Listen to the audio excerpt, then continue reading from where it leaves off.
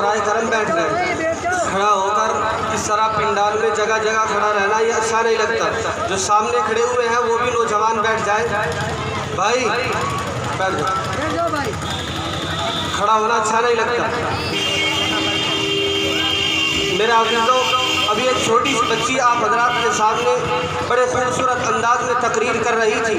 اب اس محفل کا باضابطہ ہر اعتبار سے آغاز کیا جائے گا، اور آغاز جو ہے اس کتاب سے کیا جائے گا جو کتاب تمام کتابوں میں افضل ہے، اور اس کتاب سے اس محفل کا آغاز کیا جائے گا.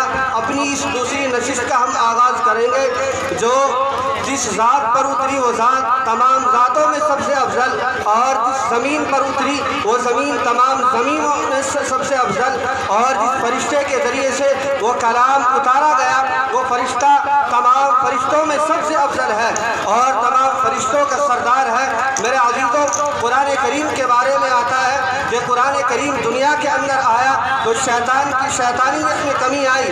قرآن کریم میرے عزیزوں اس دنیا میں آیا تو ساری دنیا میں ہدایت کی شمع پھوٹنے لگی. اور یہیں تک بس نہیں ہوا بلکہ قرآن کریم جب دنیا کے اندر آتا ہے تو نئی شریعت کا آغاز ہو جاتا ہے، اور قرآن کریم کے آنے پر آپس میں پیار و محبت آ جاتا ہے، اور جہالت و ضلالت کی وادیوں میں بھٹکتی ہوئی قوم کو اور سسکتی اور چیختی ہوئی چلاتی انسانیت کو میرے عزیزوں قرآن کریم نے ہدایت کے راستہ دیا اور ہدایت والا راستہ بتایا، صحیح اور سیدھا راستہ بتایا.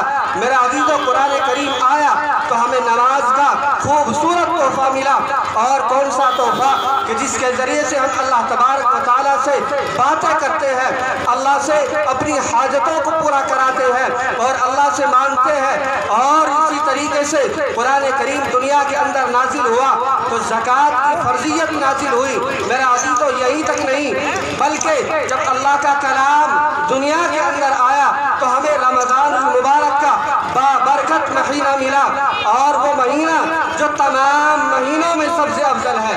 الغرض کہنے کا یہ مقصد ہے کہ قرآن کریم دنیا کے اندر آیا تو ہر برائی کا خاتمہ ہوا اور ہر اچھائی نے دنیا کے اندر جنم لیا.